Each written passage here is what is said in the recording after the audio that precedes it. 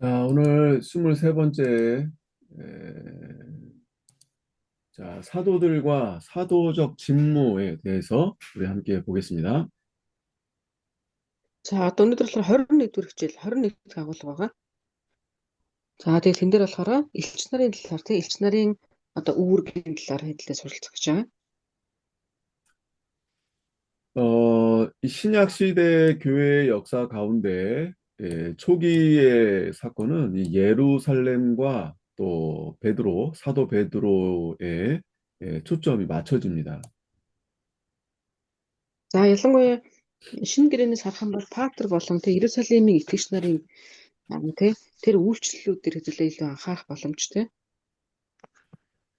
사도행전 우리가 10장에 보면은 이제 고넬료, 이방인 고넬료가 이제 회심하게 되는데 그 이후부터 이제 사도 바울의 이방 선교에 대해서 이제 본격적으로 이제 시작하게 됩니다. За тэгээд 23 дахь сэдвээр харах юм бол юун дээр Үйлс номны 10 дугаар бүлэг дээр Корнелийн талаар гарч байгаа. Тэгээд тэр Корнелийн одоо тий үйлчлэл тэр нэг Паултай хамтдаа хийсэн тэр одоо үйлчлэлүүдээр дамжуулаад хэвлээ харь үндэстнүүд рүү хандсан түүний тэр нэг үйлчлэлийн талаар сурах боломжтой. 성경은 이방인들이 이 베드로의 입을 통해서 이 복음의 말씀을 처음 들었다는 것을 기록하고 있습니다.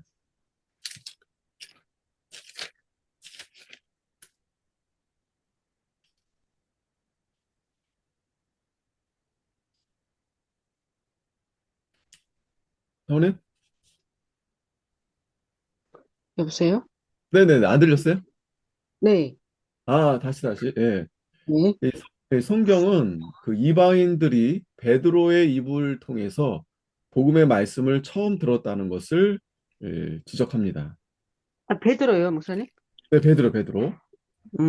юу Библиэлд юу гэдэг гэхээр а Библиэлд харь үндэстнүүд хамгийн анх одоо нэг Петрийн амаар дамжуулаад сайн мэдээ сонссон гэж бичигдсэн байдаг. 사도행전 15장 7절에 보면은 여기에 이제 베드로가 말씀하는 내용이 있습니다.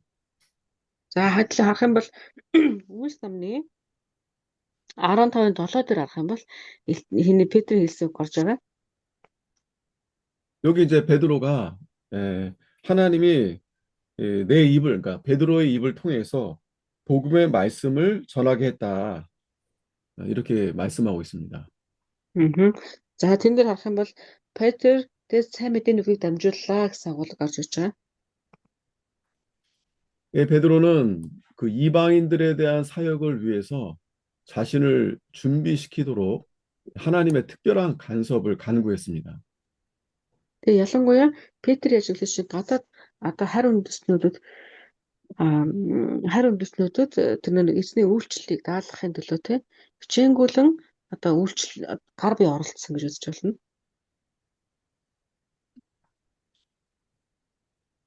자, 이런 가운데서 이 이방인들을 받아들이는데 찬성했던 이 예루살렘에서 회의가 있었습니다. Тэгээд тухайн үед болохоор чинь Иерусалим нэг хурал болсон. Одоо харь үндэстнүүдийг хүлээж авах уугүй юу гэдэг тал дээр. 자, 이때 그 유대인 율법에 강압적인 이 제한들이 있었어요. 그러니까 이들은 이방인들을 거부했던 거죠. За тэгээд тухайн үед болохоор юудаг хүмүүс л чинь харь үндэстнүүдийг те нэг үйл хоошоодаг байсан гэж байна те. 자, 그들의 제안을 받지 않고 이제 결정적인 선언을 하게 되는데 이 사람이 바로 베드로였습니다. Тэгээд тухайн үед яасан гэхэлэр чинь тэр хүлээж авахгүй харь үндэстнүүдийг те одоо өөрсдөө нэн зэрэгцгийг үлчшөөрчсөн тэр байр суурины дунд Петр болохоор эсрэг байр суурьтай байсан гэж. 자, 그 말씀이 이제 사도행전 15장 11절인데 유대인이나 이방인이나 누구나 예수님의 은혜로 이 구원을 받는다. 이렇게 베드로가 말을 합니다.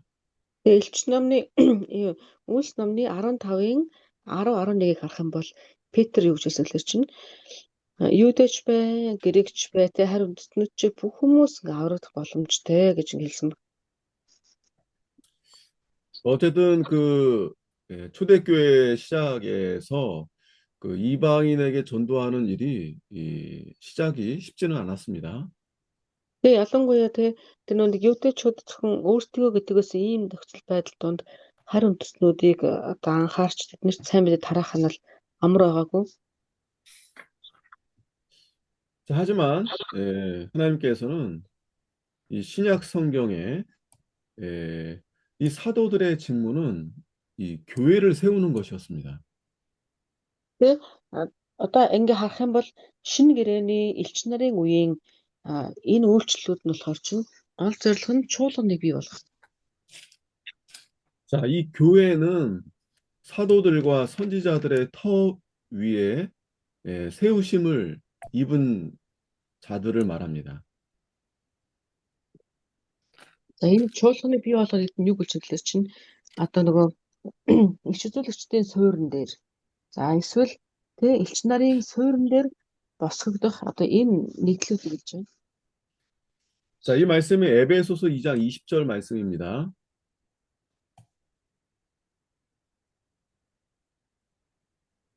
에베소서 2장 20절. 네. Энэ үг нь болохоор Эфес 2-ын 20 дээр байгаа. 자, 예수님께서 친히 모퉁이 돌이 되셨다고 했습니다. За энэ дээр юу гэхээр эзэн Есүс өөрөө чуулганы суурь болсон гэсэн. 자, 다시 말하면 이 사도들과 선지자들은 그들의 증거와 가르침을 통해서 교회의 터가 된 것입니다. За тэгэхээр эндээс харах юм бол тэр утгаараа эзэн хэлсэн Иесус өөрөө чуулганы суурь болсон гэвчлэн хооён элч нар эзэнд хэрэглэгдэжсэн хүмүүс нь бүгдээрээ тэр бас чуулганы суурь болохын төлөө хэрэглэгдсэн гэсэн үг. 특별히 사도행전 14장 22절 말씀 좀 중요한 말씀인데요. 사도행전 14장 22절. За хэдлээ харах юм бол энэ дээр Үлс номны 14-ийн 22 дээр харах юм бол их тийм чухал агуулга гарч ирж байгаа. 예, 그 교회가 이제 신약 초대교회 때 세워지 무렵에 참 어려움이 많이 있었습니다. Үгүй тэгээ чуулган болохоор чинь тэр одоо юуг авахын тулд тэр суурь тавигдахад бол амар байгаагүй янз бүрийн хэцүү зүйлтэй тулгарч ирсэн. 그래서 바울이 제자들에게 마음을 굳게 잡고 믿음에 거하라 이렇게 말씀합니다. За тэгээ Петр юу гэсэн гэхээр сэтгэлдээ хаттай байж итгэлийг ингээд тунгаалах хэрэгтэй талаар хэлсэн. 자, 그리고 하나님 나라에 들어가려면 많은 환난을 겪어야 한다. 이렇게 또 권고합니다. Тэгээ бас юу гэхээр Бурхны хаанчлалд орё гэвэл янз бүрийн зовлонг туулж хөстэй. Туулж байж иш орно гэж хэлсэн. 무슨 여기 사도행전 14장 22절 말씀 여기 불러드릴까요?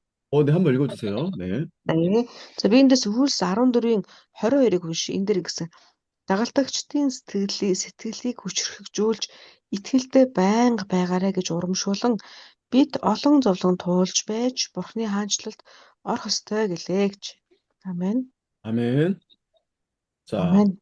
하나님 나라에 들어가려면 환난이 없는 게 아닙니다.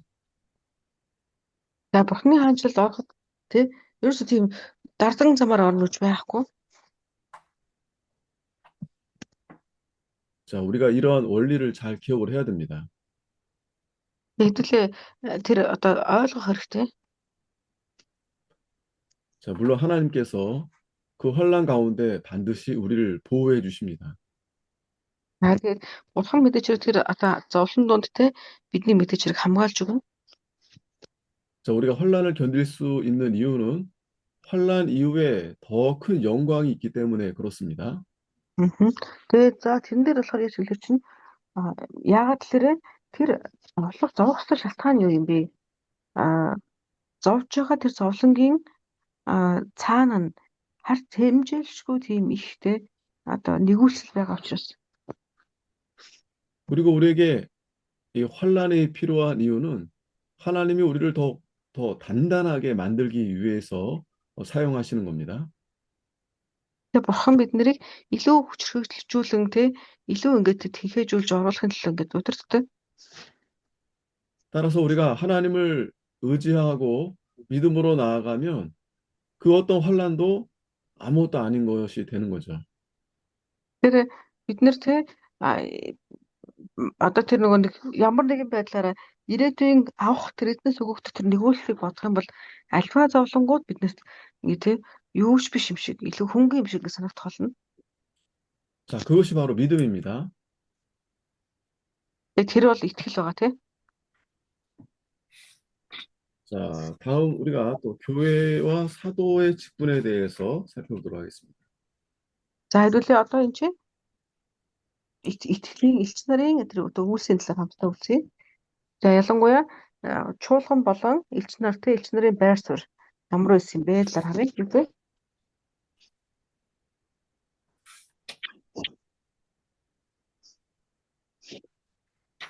자, 사도들은 교회에 건전한 교리를 세웠습니다.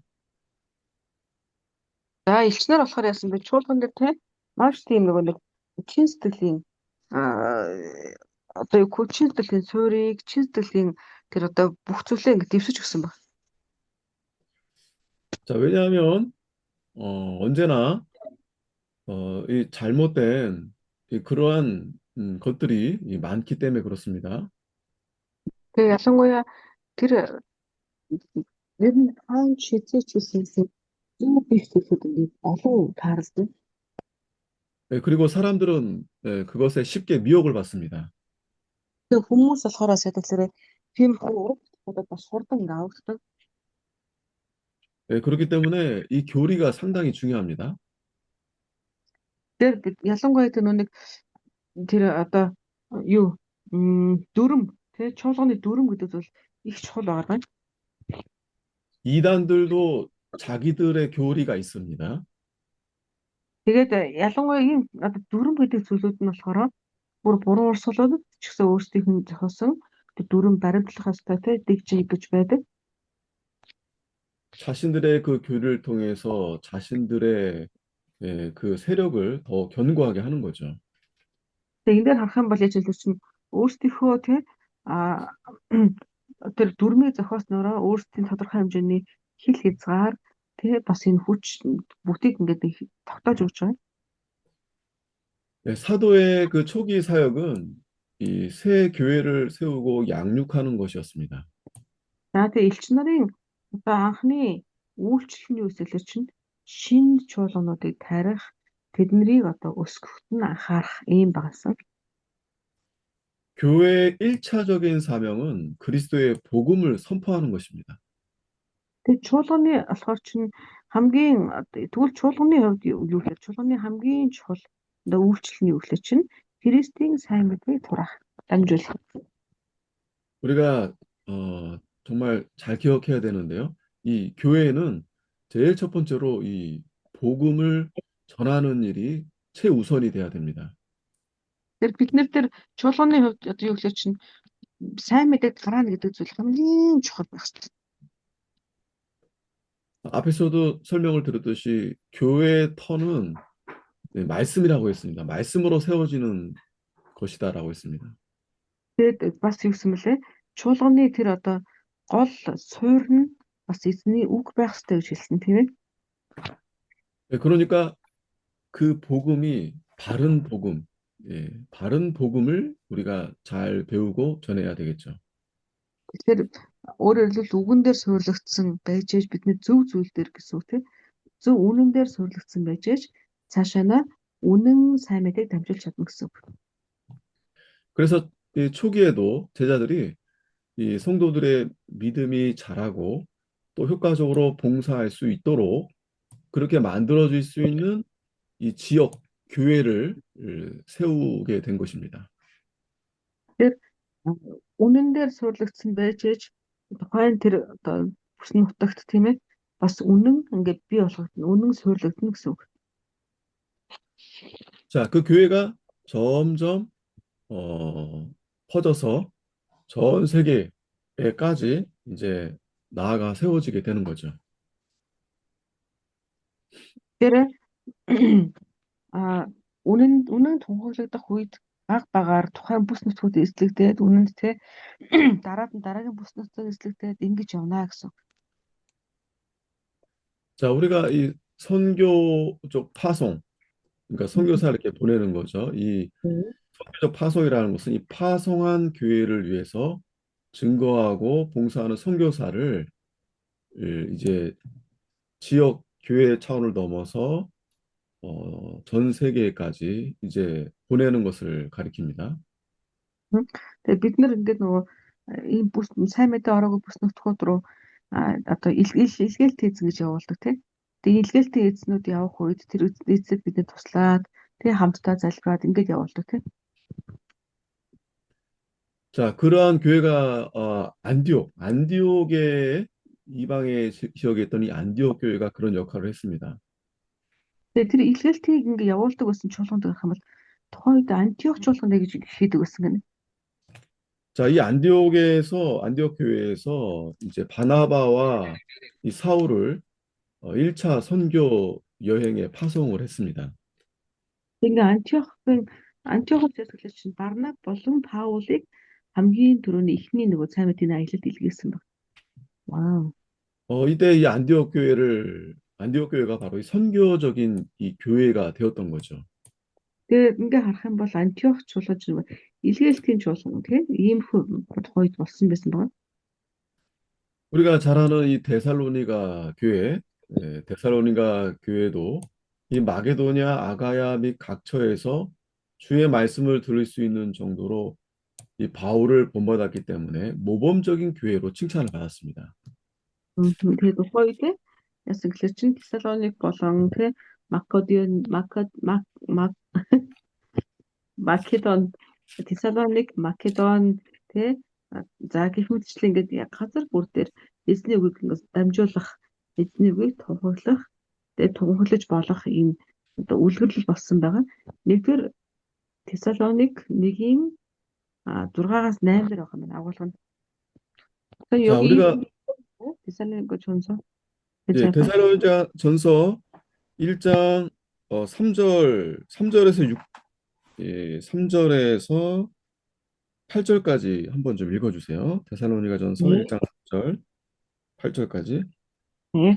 За би эндээс нэгдүгээр Тессалоник 1-ийн 3-аас 8-ыг дуудаж өгье. Энд дээр ингэсэн. Бидний бурхан бөгөөд эцгийн өмнө та нарын итгэлийн үйл хайрын хөдөлмөр хийгээд эзэн Иесус Христ дэх тууштай найзурыг чинь байнга самдаг. Бурхнаар хайрлагдсан ах トゥ нараа та нарын сонгогдсныг би мэднэ. Учир нь бидний сайн мэдээ та нарт зөвхөн үгээр бус бас хүч ба ариун сүнс дотор бүрэн баталгаагаар очсон. Тэрчлэн бид та нарын төлөө дунд чинь ямар байсныг та нар мэднэ. Та нар үлэмж зовлон донд ариун сүнсний баяр хөөртэйгээр үгийг хүлээж аван биднийг болон эзнийг дуурайчид болсон. Ингэж та нар Македон болон Ахай дахь бүх итгэгчдэд үлгэр дуурайл болов. Учир нь эзний үг та нараас зөвхөн Македон болон Ахайд сонсогдсон төдийгүй Бурхан дах итгэл чинь хаа сайгүй төгсөн билээ. Тиймд ямар нэгэн юм ярих хэрэг бидэнд алгаа гэж. Амен. 아멘. Амен. 우리 여러분 교회들과 또 저도 마찬가지지만 이 데살로니가 교회 같은 교회가 되면 좋겠습니다. Бид нар эндээс харах юм бол тийм Тессалоникийн чуулганаас те чуулган шиг байвал болох гэдэг тийм. 믿음의 역사가 있다는 말씀은 이 살아있는 믿음을 말합니다. Энд дээр итгэлийн түүх байгаа гэж байгаа нь өөрөөр хэлбэл тэр газар итгэл нь амьд байгаа гэсэн үг юм байна. 꽃이 이 살아있는 꽃은 향기가 나죠. Ингээ хэдүүлээ энийг юутай ойлгох вэ гэхээр чинь амьд зэгнээс ингээ үнэр үнэртдэг шүү дээ тийм. 음. 요즘은 정말 똑같이 이렇게 잘 만듭니다. Тэгээ сүүлийн үед хэдүүлээ харах юм бол амьд биш цэцгүүдийг их хийдэг, амьд юм шиг харагддаг, амьд биш цэцгүүд их хийдэг болсон тийм. 자, 아무리 똑같이 만들었어도 살아있지 않으면 그 꽃은 살아있는 꽃이 아니죠. Тэр хэдүүлээ хичнээн амьд юм шиг харагдаад гоё харагдлаа ч гэсэндээ амьд биш цэцгэлүүл амьд биш шүү дээ тийм. 예, 우리 믿음도 마찬가지입니다. Хэдүүлээ маань итгэл ч гэсэн бас үүнтэй адилхан уялдуулж болно. 그리고 사랑에는 반드시 수고가 따르게 됩니다. За тэгээ бас тэгэхээр харах юм бол хайрын дэс гэсэн ялгаа байхгүй. Хайр гэж ярьж байгаа бол тэнд донд бас үйлдэл яригдах хэрэгтэй. 내가 누군가를 사랑한다, 말로만 해서는 안 됩니다. Би тэрэнд хайртай гэдэг зөвхөн амаараа хэлдэг зүйл бол биш байгаа. Тэр нь бас биш. 사랑하기 때문에 내가 희생도 하고, 심지어는 목숨까지 내놓을 수 있는 거죠. Хайр гэдэг би хайртай гэдэг хэлж байгаа бол надаас тэгээ ер нь үйлдэл гарах хэрэгтэй. Бурхнаас харахад ч гэсэндээ тийм ээ. Амиач гэсэн өгчээсэн. 그리고 이 교회는 이 소망이 있다고 그랬습니다. 소망. За тэгээ харангууд сая өсвөл энэ чуулганд бас тийм найдар байна гэж хэлсэн тийм. 그 소망은 단순히 세상적인 어떤 소망이 아니라 예수님에 대한 소망입니다. За тэгэхээр тэр найдар гэдэг нь болохоос чинь ямар найдар гэж хэлэх чинь Христ рүү чиглэсэн найдар, Христийн найдар гэлж байгаа. 소망 있는 자들은 잘 참습니다. 인내합니다. Тэгэхээр одоо тэр нөгөө найдар гэдэг зүйл байдаг учраас хүмүүс яадаг вэ? Сэтгэлдээ тэрийг тээдэг, бас төвчээрийг гаргадаг. 이 데살로니가 지역은 이방 지역이거든요. 그래서 우상이 많아요. Тэр тухайн үед харах юм бол одоо тэр газар нутгуудад маш их нөгөө харь үндэстнүүдийн одоо ийм оролцоо тий тэгээд нөгөө юуны шүтэж явдлууд хийсэн. 그러니까 다시 말하면 먹고 살려면 우상을 버리면 안 됩니다. Тэгээд бид нар яах вэ гэхээр 우상을 버리면 안 된다고 우상이? 네, 그러니까 우상을 섬기든지 음. 우상과 늘 함께 해야 됩니다. 우상. 예. 그런 숭배하는 그런 일들이 상당히 많기 때문에. 그 당시에 그 지역에다 이런 인식이 있었던 데시죠, 목사님? 그렇죠, 그렇죠, 그렇죠. 음. 우상 나라예요, 우상 나라. 예. Тэгээд тухайн болохоор ч нөгөө ийм бүр ташраараа ямар нэгэн зүйл заавал мөргөх ёстой гэсэн ийм одоо ойлголттой байсан баг. Тэгээд аль нэг одоо нөгөө тэр бурхан мөрөгдөх юм бахад ядаж энд мөргөх ёстой гэдэг ч юм уу. Ташраараа заавал ийм нөгөө хор сүсэгт мөргөх ёстой гэсэн ийм ойлголттой тийм одоо улсууд байгаа. 자, 그러니까 집에도 우상이 있고 거리에도 우상이 많고 그런 곳에서 살면서 우상을 버린다는 것은 이거는 정말 어려운 일입니다. Тэгэхээр бид нэр аа бид яг ийм ойлголттой те би заавал ямар нэг шүтэн шүтгэхтэй ямар нэг зүйл мөргөх хэрэгтэй гэсэн ийм одоо газар нутаг дээр очиод сайн мөрийг тараах нь амар зүйл биш. 그런 가운데서도 이 데살로니가 이 성도들은 그 우상을 버리고 하나님께로 나아갔다는 것입니다. За тэгэхээр Фессалоникийн чуулган харин яасан гэхээр тийм одоо нутагт дэвсгэрт өссөн хүмүүс хэрнээ тэр бүх зүйлээ орхиод эзний хаанчлалын төлөө ингэ тэмцсэн хүмүүс гэж ойлгож болно гэсэн. 자, 그렇게 할 수 있었던 것은 그들의 소망이 그들에게 잠시 이 돈이 될 수 있는 우상이 아니라 바로 살아계신 하나님, 오직 예수 그리스도를 믿는 그 믿음으로 말미암아 그들이 참고 견뎠던 것입니다. Тэгэхээр бид нар яасан гэхээр чинь тэр бүс нутаг ах トゥ хамаатан цадан бүх зүйлийнхээ дотроос тий бүх зүйлүүдийнхээ эсэргээр нь Христэд итгэх тэр найдвар дотроо л одоо төвчээд тэр бүх одоо газар нутгаас итгэлээрээ гарч ирсэн гэсэн үг. 자, 이렇게 할 수 있었던 것은 이 데살로니가 교회에 바울이 복음을 전했는데 이 복음이 말로만 그들에게 이른 것이 아니고 능력과 성령과 큰 확신으로 되었다라고 했습니다. За тэгэнгүүт тэднийг Паул үсгэлээрээ тэд нэр зөвхөн одоо үгээр сайн мэдээг сонсоогүй маа. Тэд нэр зөвхөн тэ тэр байдлаас гарч чадах хэмжээ тэр хүчээр за тэр итгэлээр тэ энэ бүх зүйлээр ингээд бүх зүйлээр нь сайн мэдээг тэд нар хүлээж авсан юм аа гэж хэл. 이것이 바로 하나님의 은혜입니다. Тэгээ энэ бол одоо тэ Бурханаас тэдэс өгсөн нэгүүлсэл гэсэн үг. Ивэл 말씀을 듣고 깨닫게 된다는 것이 하나님의 선물입니다. тэг хүмүүс эзний үгийг сонсоод ойлгож чадж байна гэвэл тэр нь тухайн хүнд өгөгдсөн Бурханы нэгүүлсэл гэдэг. Амен. 그 능력은 믿음으로 말미암아 나타나는 것입니다. Тэр хүч чадал те тэр одоо дотор явагдаж байгаа тэр бүх одоо өөрчлөлтүүд нь эзний нэгүүлсэлээр болдог. 뭐 내가 뭐 할 수 있다가 아니라 하나님이 나와 함께 하시니 하나님이 모든 것을 할 수 있다라고 그 믿음이 나에게 능력이 되어지는 것입니다. Тэгээд үнтэй би чаднаа гэдэг биш харин Бурхан үсэх юм бол надад хүчийг өгөөд тэр хүчээр би бүгдийг хийж чаднаа гэсэн ийм одоо ойлголт байх хэрэгтэй. 자, 그러했기 때문에 데살로니가 교회 성도들이 많이 힘들고 어려웠거든요. 그런데 Тэр 많이 힘들고 어려웠습니다. яг энэ ойлголтоор ингээд явхад Тессалоникийн яждаг маш их 그런데 이들이 교회에 가면은 기쁜 거예요. 말씀을 들으면 은혜가 넘치는 거예요. өдөр амьдрал дээр магадгүй гэтэл ч юм уу тэ үнэхээр зовлонтой байсан байх. Гэхдээ тэд нэр чуулган дээр очингууд баяр хөөртэй. Эзнийг сонсонгууд хүч чадалтай ороод тэ ингэж ясан. 자, 그러한 교회의 모습이 참된 이 교회의 모습을 보여주는 겁니다.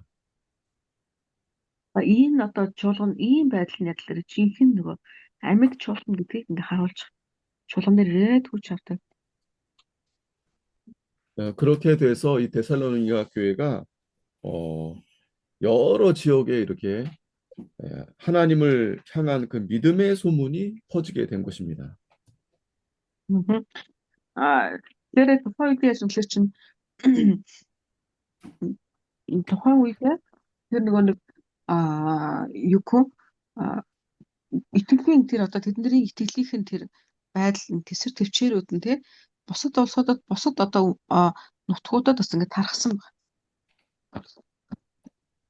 여러분들이 각자 이제 교회 하시면서 또 다니시면서 우리 교회가 어떤 교회처럼 하면 좋을까 했을 때 저는 이 데살로니가 교회처럼 하면 좋겠다 이렇게 추천해드리고 싶습니다. Тэгэд бид нэр яг хэлээр аливаа нэг чуулганыг ингээ харлаа гэх юм бол за тэгвэл тий юу гоо Тессалоникийн чуулганыг ингээ хараарэ гэдэг ч юм уу тий Тессалоникийн чуулганаас ингээд одоо суралцаарай гэдэг ч юм уу тий ингэж ингээ хэлэх боломжтой гэж үзэж. 자, 그러니까 정리해 보면 세 가지만 잘 기억하시면 됩니다. За хэдүүлээс эндээс харах юм бол гурван зүйлийг сайн ингээ сануулж их зүгээр байгаа. 믿음의 역사가 있고 사랑의 수고가 있고 소망의 인내가 있는 교회다. Өөрөөр хэлбэл ямар гурван зүйл гэхэл чинь сайн чуулган гэж ямар чуулган хэлж илэр чинь. Нэгдүгээрт нь итгэлийн үйлстэй. За хоёрдугаарт болохоор чинь хайрын үйлстэй. За тэгээ гуравдугаарт нь болохоор чинь найдвар доторх төвчээртэй. Найдвар дотор ингэ төвчдөг тий ийм гурван зүйл гэсэн. 자, 이렇게 초기에 사도들이 이러한 교회를 세워 나갔던 것입니다. Тэгэхээр анхны одоо тэр чуулган анхны итгэгч нар тий анхны элч нар ийм чуулгануудыг одоо би үүсгээд тий босгоод тэднийг ингээд одоо удирдах гэсэн залж ирсэн гэсэн. 그리고 믿음으로 고백하며 나오는 자들에게 또 세례를 베풀었습니다. Тэгээ яасан гэхээр тэд нэр тэр дундаа итгэл дотроо энэ бүхчлийг хүлээж аваад тунхаглаж байгаа хүмүүстэй баптизм хүртээсэн баг. 자, 이 세례는 그리스도의 몸과 연합을 의미합니다. 우리 잘 알고 있죠?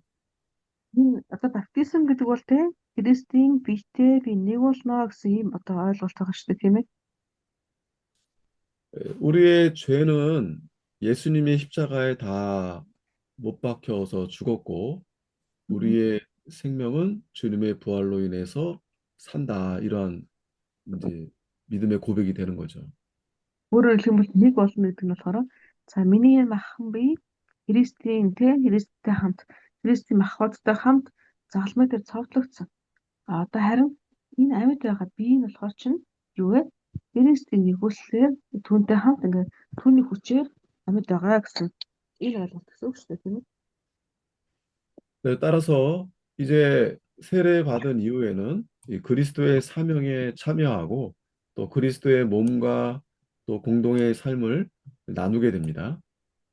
Тэгэхээр энэ дээр харах юм бол те тэгээд яаж гэхээр энэ хүмүүс хамтдаа нийлээд Христийн дотор те нэгдлийг үүсгээд те хамтдаа үйлчлээд ингэж байгаа энэ байдлыг болохоор чуулган гэж. 자, 우리가 다 선교사가 다 되면 좋겠는데 또 다 그렇게 될 수는 없죠. За тэгэхээр энэ Христ итгэл хүмүүсийн бас гол зорилгын үүргээр нэг нь сайн мэдээ тарах хэрэгтэй тийм. Тэгээд бид нар бүгдээрээ одоо сайн мэдээ тараагч болвол их гоё. Гэтэ бодит байдал дээр болохоор тийм бас байдаггүй тийм. 자, 물론 우리가 넓은 의미에서는 다 우리가 이 하나님의 선교에 참여하고 있지만 그러나 또 이렇게 각자의 역할에 또 있어서 또 더 선교에 참여하시는 분이 있고 또 뒤에서 이렇게 또 후원해 주시는 분이 있고 그렇습니다.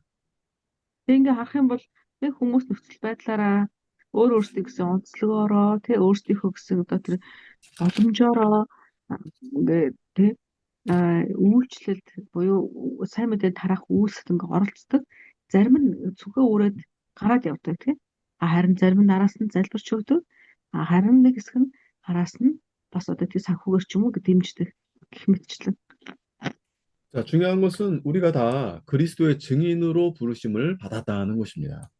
Тэгээ хамгийн чухал зүйл нь тэр бид нар харин бүгдээрээ Христийн тэр тэг гэрчлэгч нараар дуудагдсан юм аа гэдг нь их чухал. 따라서 우리는 이 선교에 대한 그러한 이 마음이 항상 가지고 있어야 됩니다. Тэр бид нар түүнийх тийм учраас үргэлж дотроо би аль нэгэн газар ямар нэгэн нөхцөл байдал дотор ч гэсэндээ тий заавал эзнес илгээгдсэн нэгэндээ гэсэн ийм ойлголтыг үргэлж өөртөө байлгах хэрэгтэй. 자, 우리가 잘 아는 사도 바울도 사도였는데 또한 이 선교 활동을 하면서 또 교회의 형제들과 교제하려고 노력을 했습니다. За Илж Паул болохоор чинь тэгээ тухайн үедээ бол одоо тэгээ Паул элч гэж ингэ явж байсан. Гэтэ тэр бас яасан гэхээр дотроо явсан газар болгондоо сайн мэдээ тараах аль болохоор тэр нэг илгээгч юмны тэр үйлчлүүдийг хийхийг нэг хичээж. 자, 이 화목하게 하는 사역, 이 굉장히 중요한 일인데요. 이 일을 하는 이 사도의 직무는 하나님의 창조적, 구속적 사역에 근거하고 있습니다. За тэгэхээр хэдүүлээ ингээ харах юм бол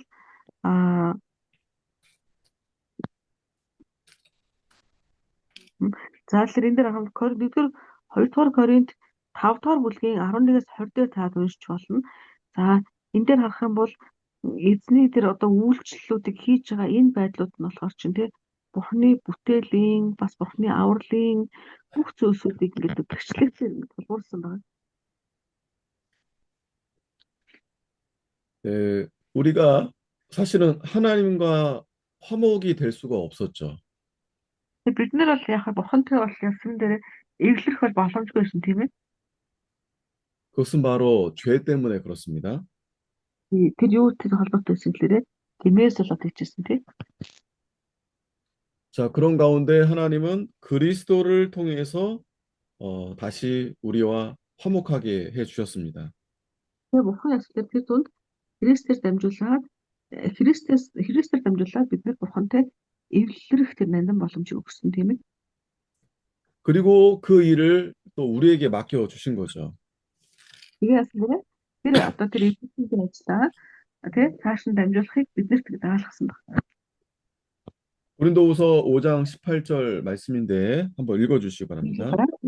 За би тэр 1-р Коринт 2-р Коринт 5-ын 11-20 байгаа шүү. Тэрний 10 эхлээд 5-ын 18-ыг уншчихъя. 2-р Коринт 5-ын 18. 아멘. Энэ бүхэн Бурханаас ирдэг бөгөөд тэрээр биднийг Христээр дамжуулан өөртөөгөө эвдрүүлсэн. Ийхүү эвлэрлийн үйлчлэлийг бидэнд өгчээ. Амен. 아멘. 자, 또한 우리에게 화목해 하는 말씀을 우리에게 부탁했다고 했습니다.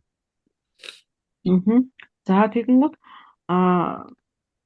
одоо тэгэхээр биднийг өгсөн би биднийг эвлэрүүлсэн гэж хэлсэн мэн тий. 그것이 바로 복음이죠. 하나님 말씀입니다. Нэг утгаараа тэгэх юм бол одоо тий эзний сайн мэдээг сурч тий. 자, 하나님께서는 모든 사람이 하나님과 또 다른 사람들로 더불어 화해하기를 원하십니다.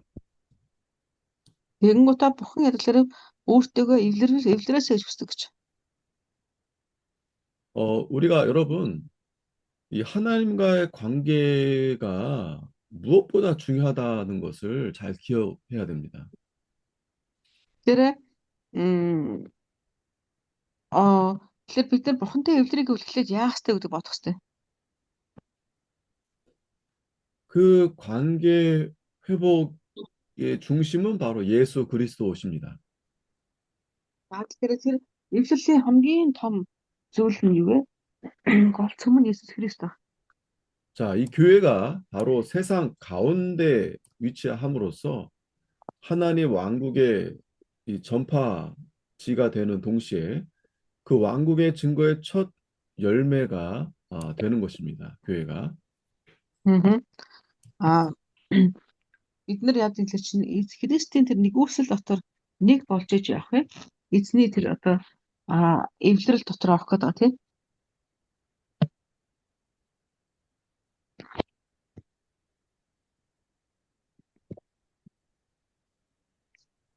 소리가 끊겨 어떻게? 끊겼어요? 아니, 다 하신 거죠? 예. 네. 네. 자, 이 하나님의 백성들은 사랑과 대접을 베풀어야 합니다. Тэгэхээр Бурхны одоо тэр хүмүүстэй хайр болон нэгүүлэлтийг бид нар бусдад дамжуулдаг байх хэрэгтэй. 또 서로에게 봉사하고 또 하나님을 영화롭게 하기 위해서 자기가 가지고 있는 그 은사들을 잘 사용을 해야 됩니다. Тэгэхээр бид нар яах ёстой вэ? Тэр өөрсдөө шалтгаалсан тий бүх зүйлүүдийг бид ингээд хийж өгөх хэрэгтэй. 베드로전서 4장 8절부터 11절 말씀에 보면은 서로 열심히 사랑해라 이렇게 강조하고 있습니다. За тэгээ 1-р Петр номны 4-ийн 8-аас 11-р ишлэг авах юм бол бие бинийгээ хичээнгүйлэн хайрлаа гэсэн агуулга гарчиж. 말로만 사랑하는 것이 아니고 서로 대접을 하라. 그러니까 내가 먼저 다른 사람에게 대접을 해라, 주어라 이렇게 말씀합니다. 그 зүгээр нэг үгээр хайртай шүү гэдээ орхих биш те. Үйлчлэлээр бас хийж өгөөч. Тэгээ тэднэрт ингээд үйлчилж өгөөч гэж ингээд сануулсан байна. 1-р Петр 4-ийн 8-аас 11 дээр. 그리고 하나님이 각자에게 주신 은사가 있어요. 그 은사를 잘 사용해서 서로 봉사하라 또 이렇게 명령했습니다. За өөрөөр хэлбэл бурхан хүн болгонд бас ингээ өөр өөр ингэсэн юм онцлог талант те тослогоог өгдөг. Тэгээ тэр болгоноор яах гэхээр бид нэр надад ийм юм байна, чамд зүйл ийм юм байна. Тэгвэл хоёулаа харилцан ингэж бие биендээ үйлчлэе гэдэг ингээд өөр өөрсдийнхөө онцлогуудаар үйлчлэх нь чухал. 자, 그리고 베드로전서 4장 11절 말씀 참 중요한데 한번 읽어주세요. 베드로전서 4장 11절. 1-р Петр 4-ийн 11-ийг хэлээ харъя. 1-р Петр 4-ийн 11 дээр үгж юм гэхээр Мгм. Ингэж байна. Ярьдаг нь Бурхны илэрхийллээр яриг. Үйлчлдэг нь Бурхнаас тэтгэгддэг хүчээрээ үйлчлэг. Тэгвэл бүх зүйлд Есүс Христээр дамжин Бурхан алдаршуулгадах юм аа. Есүс Христэд алдар ба сүр хүч нь үеийн үед байх болтугай. Амен. 아멘. Амен. 아주 중요한 말씀입니다. Энэ дээр харах юм бол маш тийм чухал агуулга гарч ирж байна тийм ээ. 우리가 어떤 말을 할 때 하나님의 말씀을 하는 것 같이 하라고 하시는 거죠. Бидний үсэмлээ та хэрвээ ярьдаг гэвэл ярмаар аюул те Бурхны илэрхийллээ Бурхан тэр хүнд хэлж байгаа юм шиг тэгж ингээд дамжуулж өгөөч гэсэн. 우리가 좀 기분이 나쁘든지 아니면 우리 마음에 다른 사람에 대한 안 좋은 그런 것이 있게 되면 우리가 이 말이 이 좋은 말이 나가지 않습니다. Тэгээ бид нар үнд л болсон яадаг гэхээр сэтгэл хөдлөл надад доошлох үе байдаг. Сэтгэл надад тогтворгүй болох үе байдаг. Тэр болгон дээр харуул яадаг вэ? Амнаас ингээд юу гоё сайхан босон байгууллагах үг гарахгүй тэг харан болчтой. 어, 이 좋은 말이라 했을 때는 꼭 듣기 좋은 말만 말씀한 말이 아니고 그 사람에게 꼭 필요한 말이 되겠죠. Тул нь бол одоо энэ сайн үг гэдэг бид нар ямар сайн үг хэлэх хэрэгтэй гэхээр сайн үг гэдэг нь зөвхөн одоо тэг гоё сайхан гэдэг дээр анхаарах биш. Тухайн хүнийг босгон байгуулах үгийг хэлж байгаа шүү дээ, тийм ээ.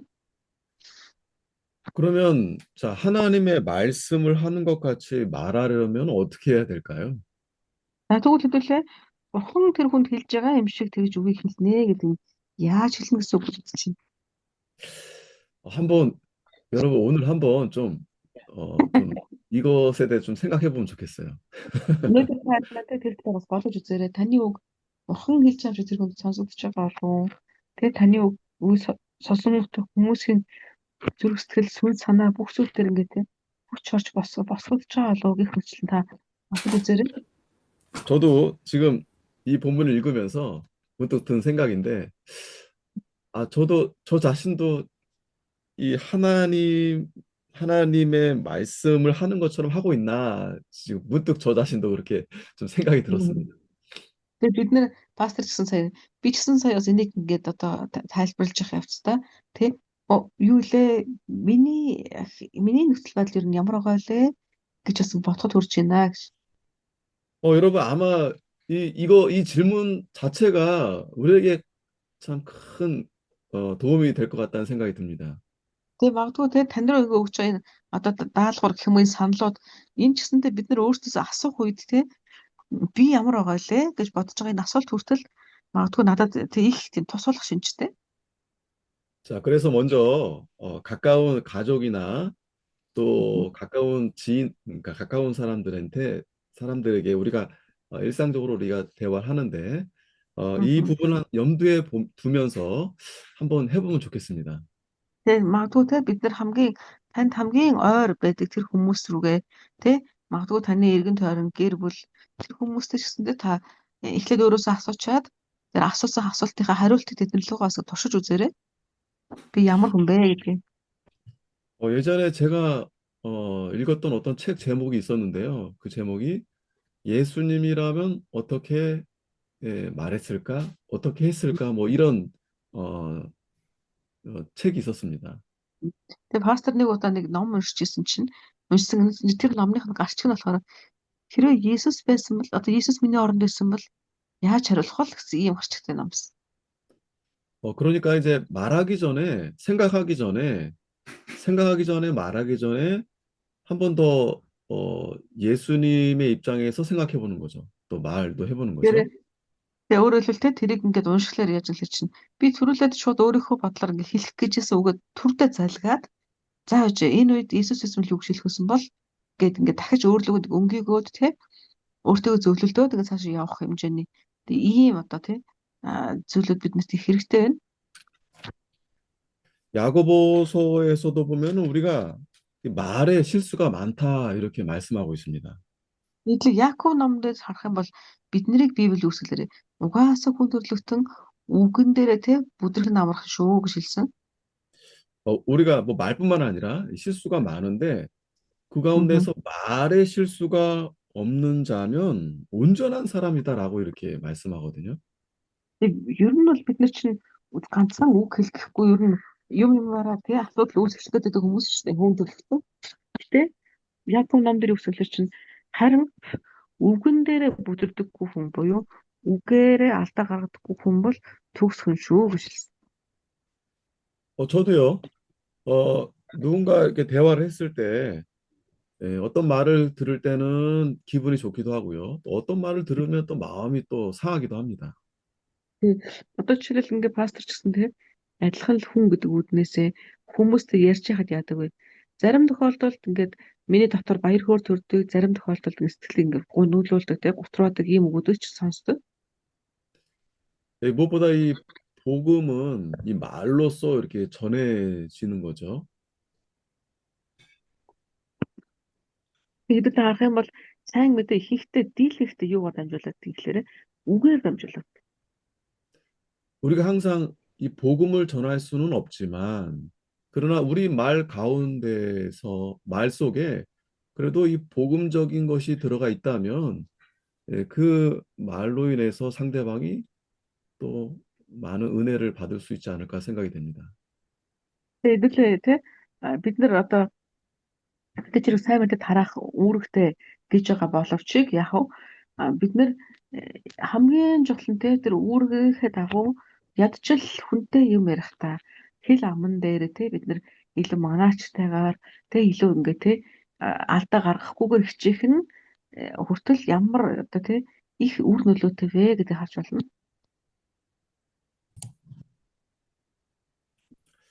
Болов залгах надад запад. Өөртөө 자, үгүй. 지상의 자, 지상의 교회는 좀 불완전한 면이 있습니다. За хэдүүлээ ингээ харах юм бол энэ дэлхий дээрх тийм ээ өөрөлдвөл одоо энэ орчлон ертөнцийн байгаа чуулгануудад одоо юу гэх 우리가 이제 тийм 교회라 함은 이제 보이는 교회가 있고요. 보이지 않는 교회가 있습니다. хэдүүлээ чуулган гэдээ ярих юм бол тэгээ чуулган цуглаан гэж нэг үг шүү тийм ээ. Ингээд ярих юм бол нүдэнд харагддаг бодит чуулган гэж байна. За бас бодит бус тийм одоо нүдэнд харагдахгүй чуулган гэж байна. 이 보이는 교회는 이 좀 불완전한 면이 있습니다. 실패도 합니다. За тэгэнгүүт тэг тэн дээр харах юм бол ингээ олон төрөл байдаг. 자, 하지만 하나님께서는 이 교회를 통해서 하나님의 나라와 의를 세워 가십니다. Тэгээ бурхан яадаг гэхээр аль ч талаар нь нэсэн тэг аль ч чуулганаар нь байсан гэсэн өөрийнхөө хаанчлалыг ингээд түгээдэг. 이 바울에게 있어서 이 사도직은 인류를 하나님과 화목하게 하기 위해서 하나님 자신이 인류에게 권면하시는 도구로 사용되는 이 사신으로 보내졌음을 의미했습니다.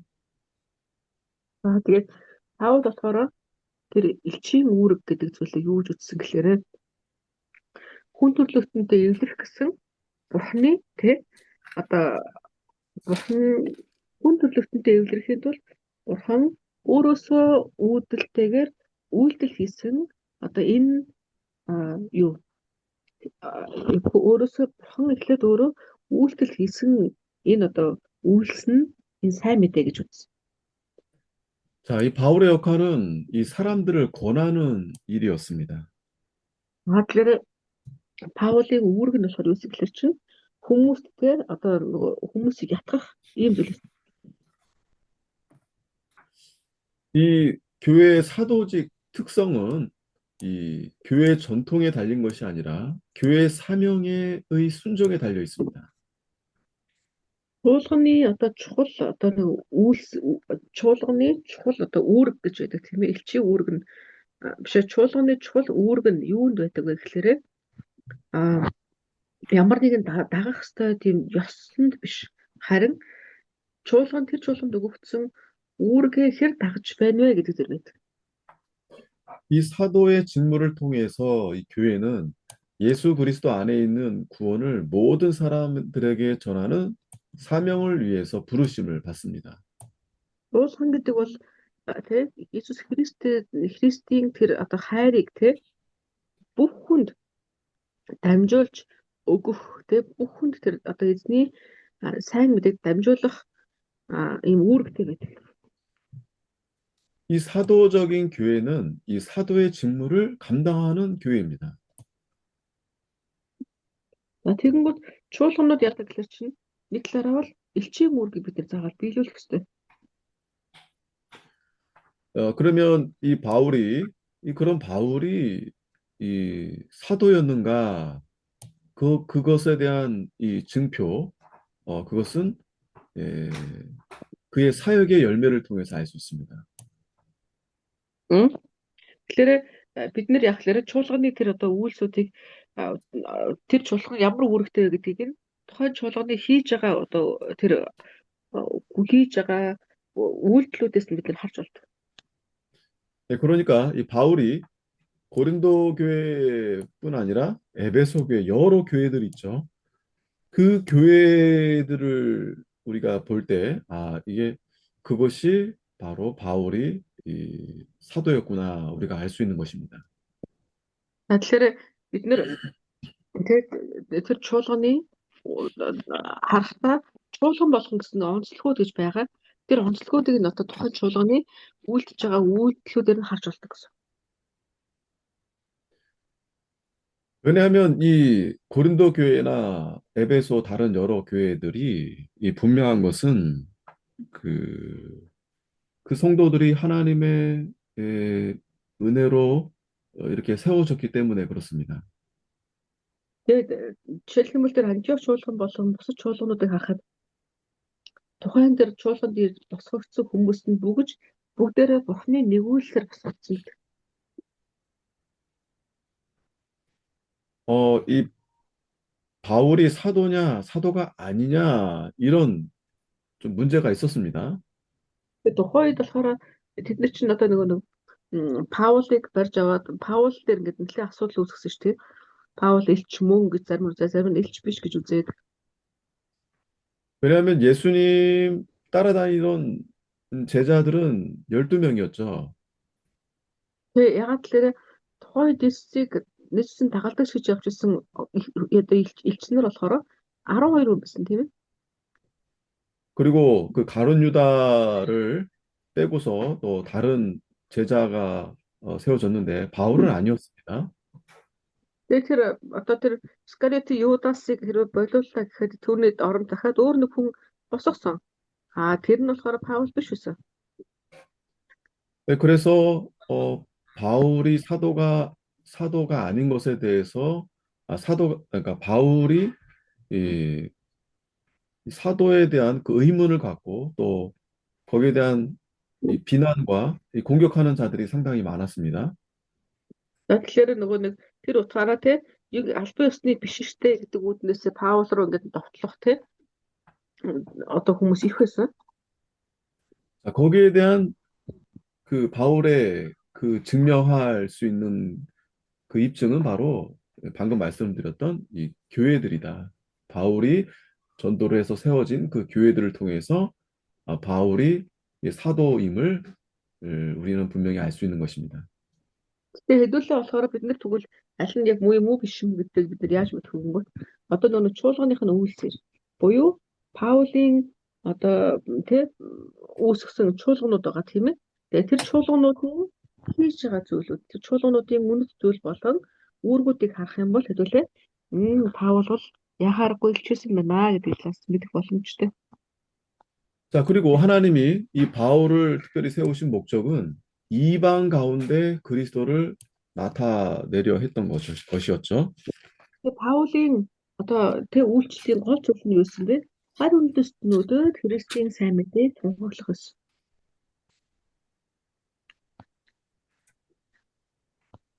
자, 그래서 이 바울의 이 사도로서의 사역은 무할례자인 이방인들을 위한 것이었습니다. Тэгэнгүүт Паулийн хувьд яасан бэлэрэ? Одоо нөгөө юун дээр эзнээс авсан гол үүрэг нь харь үндэстнүүд рүү чиглэсэн байсан. 자, 그러니까 바울은 이 회심 때부터 이방인을 위한 사역자로 부르심을 받았습니다. Тэгээд Паул яасан бэ? Эхлээд тэр анханасаа тэр одоо нөгөө нэг эзнээс дуудлага авахдаа харь үндэстнүүд рүү гэсэн юм чиглэлсэн юм дуудлага авсан байна. 사도행전 9장 15절에 이제 거기에 대한 말씀이 있습니다. За Үйлс номны а Үйлс номны 9-ийн 15 дээр бас тийм агуулга байгаа.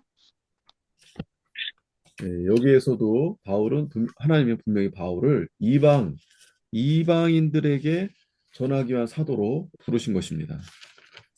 Тэр харах юм бол эндээс яг бурхан Паулыг тэр харь үндэстнүүд рүү шиглэсэн тэр одоо юу дуудлага руу дуудсан гэдэг хэдлээ харж болно. 바울은 처음에는 이 헬라파 유대인 기독교 사회에서 시작을 했습니다. 복음을 전하기 시작했습니다. Паулийн хувьд болохоор чи хамгийн анх тэрээр ямар байсан бэ? Тэрээс тэр нэг юутай тэ юудэ суурьтай тэ юудэчүүдийн суурьтай ийм нэг юуны хууль суурьтай юудэ суурьтай одоо ийм ихлэлээр Паулийн суурь тавигдсан хүн шүү дээ тийм үү? 그리고 바나바와 함께 안디옥 교회에서 선교 사역을 시작하고 그리고 또 독립적으로 전체 이방 세계를 최종 목적으로 해서 자신의 선교 사역을 전개했습니다.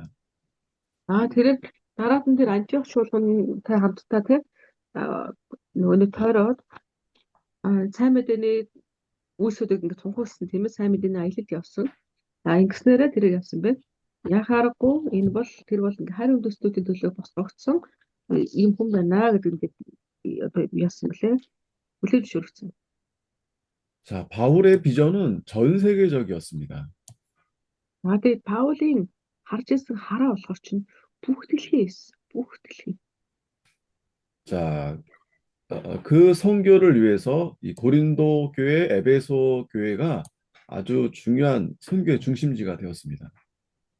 Тэгээд энэ Паулийн явуулсан илгээсэн тэр сайн мэдээний илгээлтүүдээр харах юм бол энэ нь ирээдүйн хойч дараа үеийнхний сайн мэдээний маш тийм төв цэгүүд болсон байна. 특히 이 에베소 교회는 이 바울의 선교 전략적 요충지였습니다.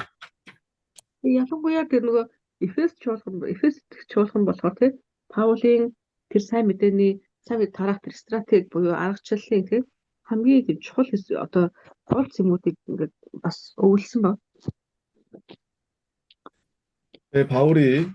바울이나 또 제자들이 이 새로운 교회를 이제 세우게 됐을 때, 그러면 그 교회가 이제 스스로의 힘으로 이끌어 가도록 그렇게 했습니다. Тэгээд тухайн үедээ Илч Паул тий үүнийг одоо нөгөө өөрийнхөө одоо хүүхдүүд шиг ингэж хийжсэн бол явандаа чуулган өөрсдөө одоо тийм хүчрхэгжүүлээд өөрсдөө цаашаа авч явах хэмжээрөө ингээд төлөвлөж өгсөн баг. 그리고 바울은 이제 그 새로운 교회들을 다시 이제 방문 이제 하면서 그 교회의 형편을 또 돌아보기도 하고 또 문제가 있을 때는 또 거기에 대한 잘못을 또 바로 잡아주기도 했습니다. Дараад нь ясэлэр чинь тэд нар асуудал гарлаа гэлээ ч гэсэндээ тэр бүх зүйл дээр нь тэд нар өөрсдөө шийдэх хүсээр бас ингэ тусалж өгсөн баг. 그 당시는 오늘날처럼 이제 목회자들이 많지 않았기 때문에 이제 주로 이렇게 사도들과 또 그 따르는 몇몇 제자들이 이제 그 일을 이제 했었던 거죠. Тэгэхээр тэд нар ялч хэлэх чинь Паулийн одоо тэр зөвлөмжийг бас ингэ авч ирсэн баг тий. 바울은 또 각 지방에서 적절한 또 교육을 하고 또 그 교회가 잘 세워질 수 있도록 또 어떤 교회는 또 충분히 오랜 기간 머물러 있었습니다. Мгм. Тэгэнгүүт харах юм бол тэр нэг Пэлж Паулийн одоо хончилж исэн авч исэн тэр чуулганууд үнэхээр урт хугацааны турш ингэ тогтсон баг. 바울은 분명히 이 로마에서 시작해서 적어도 서바나 그러니까 그 끝에 있는 곳인데 그 제국의 서부 지역에서 어, 이 유사한 활동 계획을 수행하려고 의도했었습니다. 그러니까 Мгм. 보잘 Тэгэхээр 느끼죠. 예. мгм. Илж Паул болохоор тэр бүх ингэ зах хязгааруудаар бас ингэ тараасан тийм ээ. Тэр утгаараа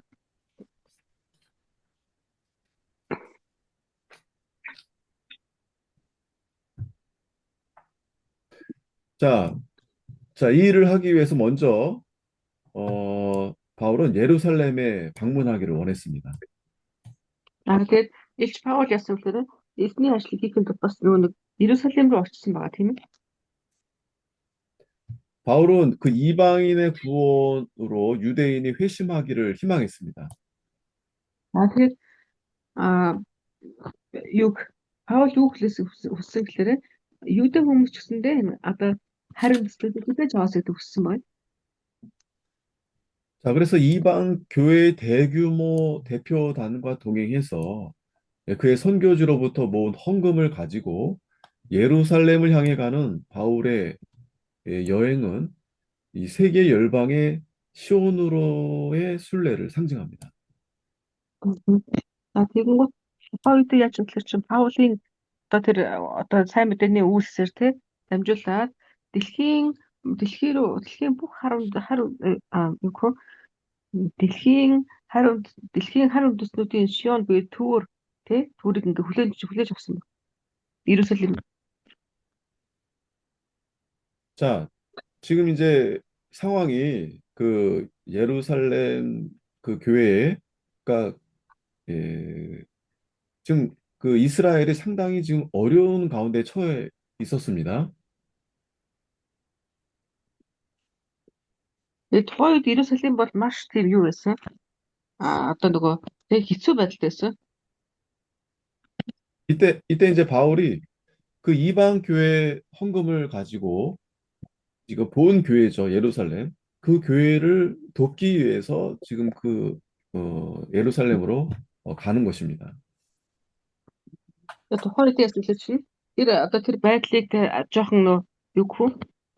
Иерусалим руу явсан түүний зорилго нь болохоор тэгээд тэр одоо байдал дээр жоохон одоо юу гэх вэ? Дэмжлэг үзүүлсэн төлөө явсан. 그 이방 교회 그 헌금은 굉장한 의미가 있죠. Мгм. Тухайн үед одоо харах юм бол тэр хар үндэстнүүдийн зүгээс өгж байгаа тэр Иерусалимд туслахаар өгж байгаа тэр дэмжлэг одоо тэр хандив тэр бол маш том утга учиртай байсан. 그들은 어, 그들이 그렇게 어려운 가운데서도 헌금을 이 예루살렘 교회로 그렇게 하게 된 것입니다. За тэгэнгүүт яадаг лээ. 자, 그러한 의미는 이방인들이나 유대인들이나 그리스도 안에서 한 몸이다. 아, 이것을 믿는 자들의 결속의 표현으로 굉장한 의미를 가지고 있었던 것입니다. За тэгэнгүүт энэ болохоор өөрөөр хэлбэл бүх дэлхийг тэгээ харь үндэстнүүдийг өөрөөр хэлбэл Иерусалим руу цуглуулсан нь бүгдээр ингээд нийлээд нэгэн Христийн бие гэдгийг нь тий илэрхийлэхэд өгсөн. 자, 여러분 보세요. 자, 예루살렘 교회가 되려 헌금을 해서 이방 교회에 전해줘야 되는 거 아니겠습니까? Тэгэхээр одоо нэг Иерусалимийн тэр чуулган харь үндэстнүүдтэй тэгэх юм л яах вэ? Тэдний ирж байгаа тэр зүйлүүд хүлээж авах хэрэгтэйсэн тий. 하지만 예루살렘 교회는 여전히 이방인들에 대한 불신들이 많았거든요. Тэгээ өөрөөр хэлэх юм бол яагаад тэр гэтэл тухайн үед Иерусалимийн чуулган болохоор чинь харь үндэстнүүдийн талаар хандсан тэр юу хандлага нь аюу тийм сөрөг хүмүүс бас байсан. 자, 그런 가운데 바울이 그 중간에서 이렇게 이방 교회와 예루살렘 교회가 잘 화목할 수 있도록 그런 역할을 이제 하게 된 것입니다. Тэгэн гутаа харин гэтээ тэр хүмүүсүүд рүү сэтгэлийг нь өөрчилж тэг харааг нь бодлыг нь одоо өөрчилж харилцан эвлэх ёстой гэсэн ийм одоо мессежийг өгөх нь их чухал байна. 자, 또 바울은 신학적으로 그 이방인을 하나님의 약속의 상속자로 인식했습니다. За тэгэн гут тэр тухайн үед яаж хэлсэн чинь 자, 문제는 아직까지도 이 당시에도 하나님의 상속자들은 유대인들이다, 자신들이다, 이렇게 믿는 자들이 많았었거든요. тухайн үед яаж хэлсэн гэхээр чинь одоо тэр хүмүүс дотор зөвхөн юудэ хүмүүс л байх хэвээр одоо зөвхөн юдэчүүд гэсэн ийм хүмүүс их байсан гэж байна. 자, 따라서 이 바울의 신학은 이 구원이라는 것은 유대인이나 헬라인이나 이방인이나 믿음으로 믿는 자에게 예, 하나님께서 선물로 주시는 것이다. За тэгэхээр харах юм бол бурхан тий итгэл гэдэг зүйлийг итгэвч хүн болоход ингээ одоо тэр эзний хүүхэд болох эрхийг тий эзний тэр хүн болох эрхийг итгэсэн хүн болоод өгнө гэдгийг дахин сануулж. 따라서 이 바울의 신학에는 또 이 유대인을 배제하는 것은 아닙니다. Тэгээ ерөнхийдөө бол бас нэг утгаараа гэдэг Паулийн тэгвэл одоо тэр итгэлийн үйлсүүд нь тий юудэ хүмүүсийг тэгвэл ингээд өгөөсөж байгаа мó үгүй байгаа. 자, 바울이 초기에는 이제 회당 공동체에서 이제 시작을 했는데 점차적으로 이방인들을 향해서 나아가게 되었습니다. Харин Паулийн одоо тэр тухайн үед тухайн үеийн үйлчлэлийнх нь одоо гол цөм нь тийм ээ мэдээж хэрэг синагогоос эхэлсэн бай тээ. Тэгээ синагогоос эхэлсэн хэрнээ цаашаа нь баг багаар хүрээнд өргөссөөр хагаад одоо харь үндэстнүүд рүү ингэ явсан баг. 자, 바울의 신학의 핵심은 어, 누구나 누구나 이방인들도 이방인들이나 유대인이나 누구나 믿음으로 말미암아 칭의를 얻는다. Тэгэхээр Паулийн харин Паулийг дамжуулсан тэр одоо сайн мэдээний гол мессеж нь юу гэсэн гэвэл чи хинч хамаагүй тий итгэлээр байх юм бол яг вэ эзний тэр нэгүүлсийг хүлээж авах боломжтой гэсэн энэ мессежийг дамжуул. 자, 이 개념 때문에 전 인류에게 구원의 문이 열리게 되는 것이죠.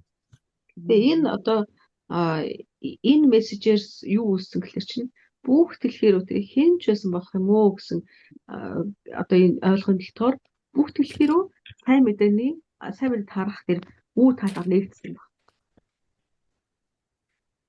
자, 또한 바울은 예수 그리스도를 통해서 하나님의 자녀가 된 모든 이에게 그 길이 열려 있음을 또 구약 성경으로부터 설명하고 있습니다. За эндээс харах юм бол те сайн мэдээгээр дамжуулаад Паул юу гэхээр чинь Христээр одоо Христээр дамжуулаад Бурхны хүүхэд болох эрхийг те хүн болгонд бүх дэлхийд өгөх тэр эрх нь нээлттэй шүү гэдгийг бас дамжуулсан баг. Энэ Галаат номны 3-7 дээр байгаа. 자, 그러니까 아브라함도 믿음으로 그가 복음을 들어서 이제 복을 받은 것이다. 이렇게 말씀하고 있습니다. Тэр яас гэхээр Авраам ч гэсэндээ итгэлээрээ тэр ингээд сайн мэдээг хүлээж авсан шүү гэдгийг хэлж өгсөн. 아브라함을 통해서 모든 민족이 이 복을 받으리라는 하나님 약속이 예수 그리스도 안에서 성취되었다. Тэгээд энэ Авраамаар дамжуулаад те өгсөн Авраам ясалж итгэлээрээ дамжуулаад тэг бүх үндэстэн рүү хандсан Бурхны тэр нэгүсийг хүлээж авсан гэж хэлж өгсөн. 자, 그러므로 예수님을 믿는 자들은 아브라함의 자손이고 그 약속대로 유업을 이을 자가 되는 것입니다. Тэгэнгүүт Есүс итгэсэн хүмүүс те Авраамийн үр дүн болсон гэж хэлж авагдаж байгаа юм. 자, 그런데 이러한 바울의 신학을 유대인들이 이제 받아들일 수 없었던 거죠. Тэгэнгүүт тийм учраас хэдүүл яг тэр иймэрхүү байдлаар бид нэр юудэ хүмүүсийн тэр одоо итгэл гэж үзэж байгаа тэр бодлынханд тэр төвчнүүдийг те ингээд тайлах хэрэгцээ ингээд байсан гэж. 자, 그렇기 때문에 바울이 어, 이방인들이 회개하고 하나님께로 돌아서도록 권고하기 위해서 먼저 유대인들에게 복음을 전해야 되겠다. 이런 이제 생각을 했던 것입니다.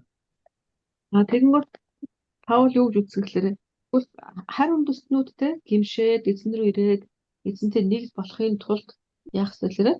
Эхлээд эхлээд юудэ хүмүүс өөрсдөө сайн мэдээ хүлээж авах ёстой юм биш үү гэдэг Паул бас ойлгосон. 예수님께서도 먼저 잃어버린 양들, 그들이 이제 유대인들이죠. 그들에게 먼저 복음을 전하셨죠. Эзэн Есүс ч гэсэнтэй эхлээд алдагдсан хоньнууд буюу тэ Израилийн гэр алдагдсан хоньнууд буюу өөрөөр Израиль юудэч хүмүүст эхлээд сайн мэдээ тараасан тийм ээ. 그리고 제자들에게도 그렇게 하라고 또 명령하셨습니다. Тэгээ бас шавнартаа ч гэсэндээ тэгэрээ гэж ингэ тушаасан. 자, 하지만 더 나아가서 이 사도의 직분의 목적은 바로 모든 이방인들을 믿어 순종케 하는 것입니다. Гэхдээ харин харах юм бол энэ элч нарын энэ үйлчлэлүүд нь те тэр одоо үйлсүүд нь бүгдээрээ бүх хүмүүст буюу те өөрөөр хэлбэл бүх хүмүүс дуулууртайгаар итгэлийг томпуулахад ингэ оршиж. 바울은 이 하나님의 진노를 심각하게 받아들였습니다. Паул болохоор Бурхны тэр сахилгачуулалтыг те маш ингээд хүлээж авсан. 이 하나님의 진노에서 피할 수 있는 길은 바로 이 선교에 있는데, 그래서 이 바울이 이 더 적극적으로 선교에 에, 나아가는 이 동기가 되었던 것입니다. Тэгээ Бурхны тэр Бурхны Паул ясгэлэр Бурхны тэр хүслийн дагуух те нэгэн байхын тулд маш их ингээд сахилгачуулалтыг ингээд авсан. Тэрээр дараад нь яаж гэхээр чинь үнэхээр тэр Паулийн одоо хүн биш Бурхны хүн тийм гэсэн ийм одоо хүлээн зөвшөөрөлтэй гэсэндээ хүлээж авсан. 자, 그러니까 바울은 모든 인간들이 결국 파멸에 빠지게 될 텐데, 그렇다면 그들을 구원해 줄 수 있는 이 구원자가 반드시 필요하다. 이렇게 믿게 되었고, 그래서 땅끝까지 선교가 필요하다. 이렇게 생각했던 것입니다.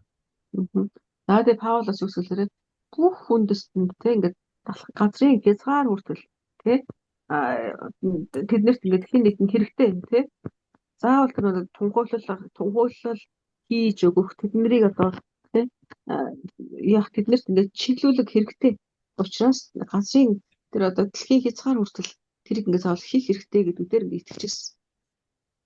자, 그래서 이 복음의 통로가 이 이스라엘 중심 예루살렘으로부터 시작이 돼서 이제 그때 이제 중심지였던 이제 로마로 이제 통하게 되었던 것입니다.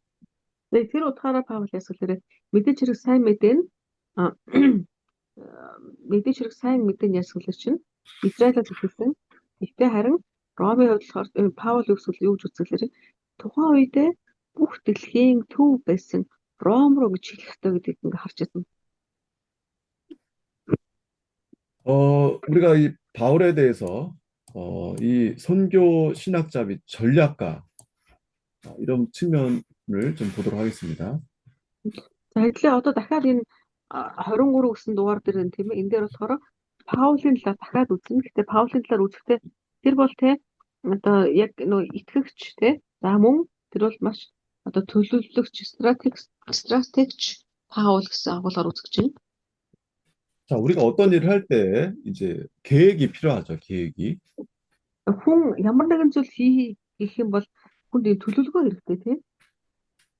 또 그 계획을 잘 우리가 계획이 준비가 돼야 그 일을 수월하게 잘 해 나갈 수 있습니다. Тэр төлөвлөгөөг олохоор чинь яг тодорхой хийж байж бид нар яхаа үр дүн гарч ирдэг дараад нь. 그러니까 이 바울이 예, 그러니까 즉흥적으로 그렇게 이제 선교를 한 게 아니다라는 것입니다.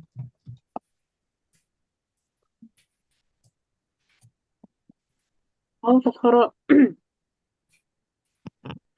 그 목사님 그러면 바울이 네,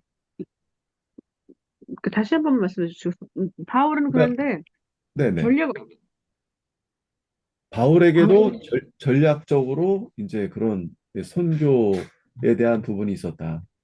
네. Тэгээ 예. харин Паул ч гэсэндээ бас яасан гэхээр сайн мэдээг тарахдаа яг юм төлөвлөгөө гаргаад тараасан байхгүй. 자, 그것은 바로 이 바울이 안디옥에서부터 이방인들을 향해 예, 그 일을 한 것입니다. Надад хоёрд 이게 바울의 Паулын 전략인 거예요.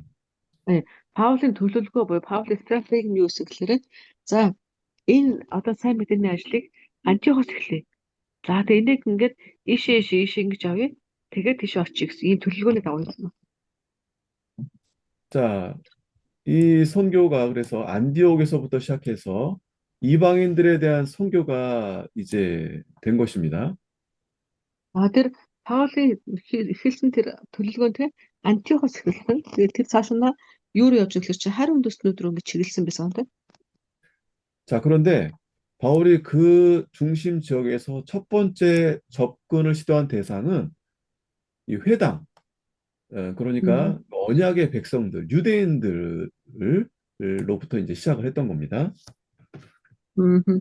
За тэгэнгүүт харах юм бол ажиглаж чинь чуулганд Паулийн одоо Антиохос мэдээж эхэлж байгаа боловч хамгийн түрүүнд нөгөө юг синагогуудыг тэг өөрөөр хэлбэл Бурхны ардам гэж өөрийгөө хэлдэг юудэд чөлрөө чиглэсэн эхний үед одоо тэр утгаараа синагогууд руу ингээд одоо төлөвлөлт гаргах.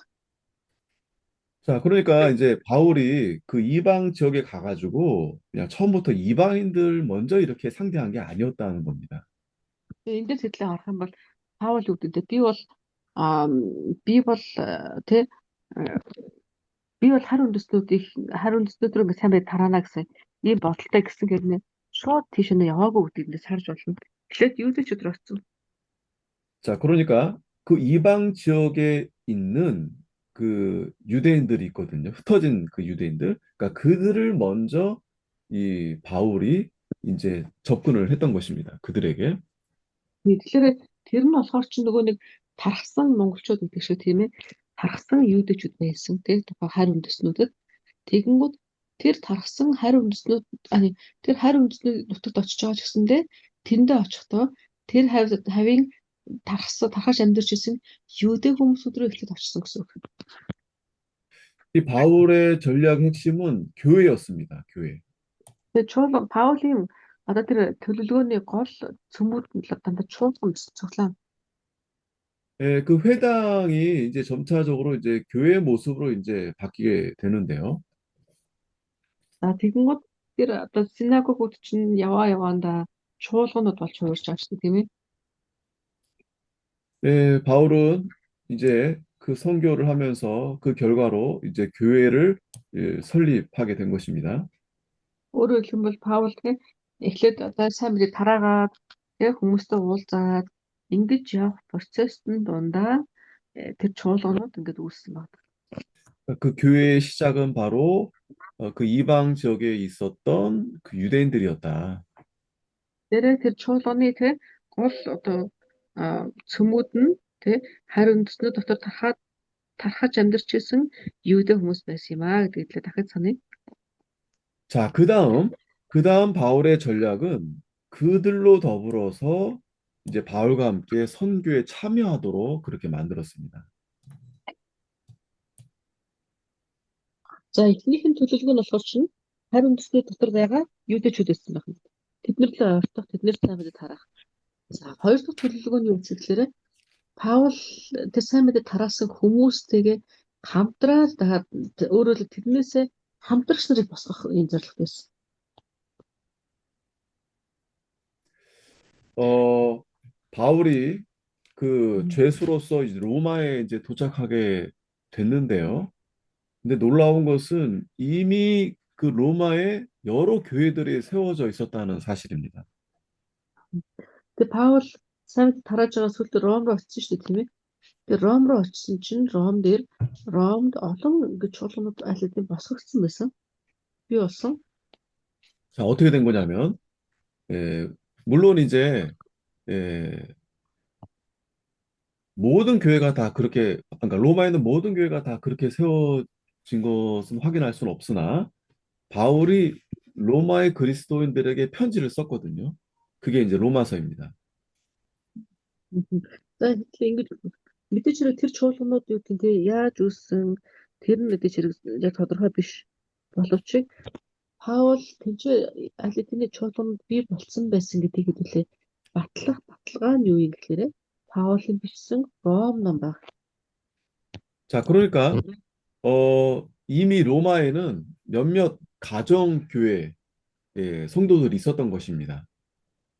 Тэр эндээс харах юм бол Паул Ром номыг бичсэн гэдэг шалтгаанаас харах юм бол Ром магадгүй бүр тийм том биш юм гэхэд гэр чуулганууд ч юм уу те бий болсон байсан гэдгийг харж байна. 그러니까 그 로마의 그 가정교회들은 바울이나 그의 동역자들의 어떤 협조 없이 예, 이미 설립이 되어 있었던 거죠. Өөрөөр хэлэх юм бол тэгээ Паулийн ч юм уу ямар нэг хинээр нь дамжуулаад яахыг мэдэхгүй ч гэсэндээ одоо үүсгэхийг мэдэхгүй ч гэсэндээ юутаж тэнцээ бол тэг чуулганууд байсан гэдгийг хэлээ харж байна. Паул очиход 자, 그리고 바울은 아직 로마에 가지는 않았는데 편지를 먼저 보내면서 그 로마 교회와 가까이 하기를 원했던 것입니다.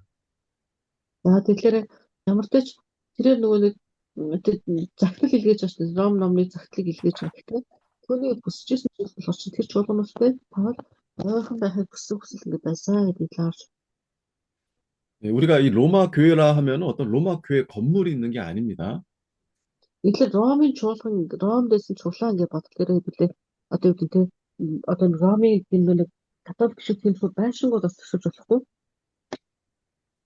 네, 그 당시는 이제 대부분 가정교회입니다. 가정교회.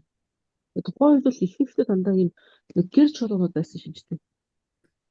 네, 그러니까 여러 가정교회들이 있는데 그 교회들을 통상 이제 로마 교회다 이렇게 부르는 것입니다. Тэгэхээр тэр нэг олон тооны те нэлээд хэсэг газар байгаа тэр чуулгануудыг нийлүүлээд юу гэж хэлэхээр Ромдох чуулган гэж хэлж байна. 자, 바울은 이 로마 교회를 통해서 이 스페인, 그러니까 그 당시 이 바울은 그 스페인이 끝에 있다 이렇게 생각을 했거든요. 거기에 그 선교에 참여할 계획을 가지고 있었습니다. 스페인은 목사님 스페인어를 말씀하신 거죠? 네, 스페인, 네. Тэгэхээр Паулаас өөрөө тэгээ дараад нь тэр одоо юу гэдэг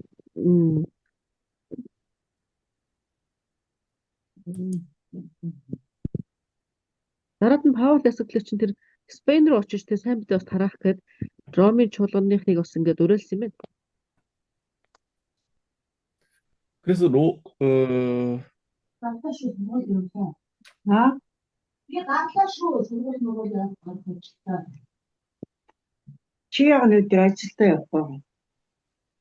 이게 다또 삼쪽 흑제 삼쪽 믹게 하가지. 왜요? 그냥 엄마와 딸이 서로 얘기하는 부분이. 아, 이렇게. 자, 그래서 이 바울은 이 로마에 복음을 전해야 했던 것입니다. 그때 파울 ясаглал чинь Ром сайн мэдээ тараах юм гэсэн. 그 당시 로마는 로마 제국의 수도이고 중심 도시였습니다. Тэгэнгүүт тухайн үед тэр Ромын тэ гол одоо нөгөө энэ чинь болохоор бүх дэлхийн гол улс байсан гол хот байгаа тийм. 그래서 그 당시에 모든 길은 로마로 통한다 이렇게들 말하곤 했습니다. Тэгээ тухайн үед бүр юм үг байсан тийм. Бүх зам Ромоор өнгөрнө гэсэн. 이 바울은 이 로마를 이 서방 선교의 중심으로 만들려는 전략을 세웠습니다. Тэгэнгүүт энэ Ромыг Паул юу хийсэн гэхээр чинь за тэр баруун бүсийн тэр юуны сайн мэдээ тараах гол стратегийн төв болгож үзсэн. 자, 그래서 우리가 로마서를 보면 그들에게 이 로마 교인들에게 이 바울에 대한 그 신학적인 이 설명을 그들에게 1장부터 15장까지 잘 예, 전달한 것입니다. 그, 그러면 목사님 저기 바울이 그렇게 전달한 거죠. 그러니까 편지로 어, 로마 교인들에게 음, 이 신학적인 이 바른 그러한 네, 내용들을 이렇게 네, 그들에게 가르쳐 준 겁니다. 네. Тэр Паул ясгалэр чинь энэ Ром руу гэсэн сэтгэл их байсан учраас ясгалэр Ром номны 1-ээс 15 дугаар бүлгийг харах юм бол тэрэн дээр бүхий л тэ хэрхэн байх талаар заавар тэс ятгалаг их мэтчлэн зүйлсүүдийг захиагаар бичиж өгсөн баг. 1-ээс 15 дугаар бүлэг хүртэл тэр агуулгууд нь.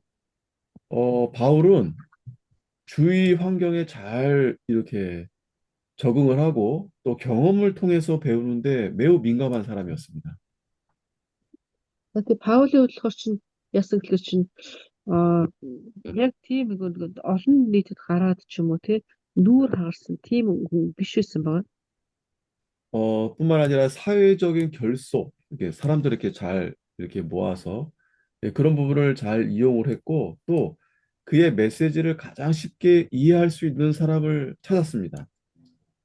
Тэрээр ясгалэр чинь өөрийнхөө байдлыг мэдчихсэн. Тэгэнгუuтаа энэ өөрийнхөө бичиж явуулсан тэр мессежүүдийг тий хамгийн сайн хүлээж аваад ойлгох хүнийг хайж ирсэн тухай үед. 그리고 그의 메시지가 만약에 거부되면 또 즉시 이동을 했습니다. Тэгэнгუут түүний тэр нэг мессежүүд тий юу янгууд юу хүлээж авахгүй ойлгохгүй болоод тэгэхээр нь тэр өөрөө ингэ хөдөлсөн. 그리고 그가 사람들을 회심시키고 있는 곳, 또 꼭 필요한 곳에 잠시 머물러 있었습니다. Тэгээд Паул тухайн үед хүмүүсийн илүү тогтож ирсэн тий хүмүүсийн одоо илүү одоо юу гэх вэ илүү нааштай харж ирсэн тэр газарт нь ингээ очиод байрлсан баг. 이제 거기에 이제 교회가 이제 세워지는 거죠. Тэндээс чуулган байгуулсан бай тээ. 오늘은 여기까지 하겠습니다. За хэдүүл өнөөдөр энэ үргэлж дуусгая.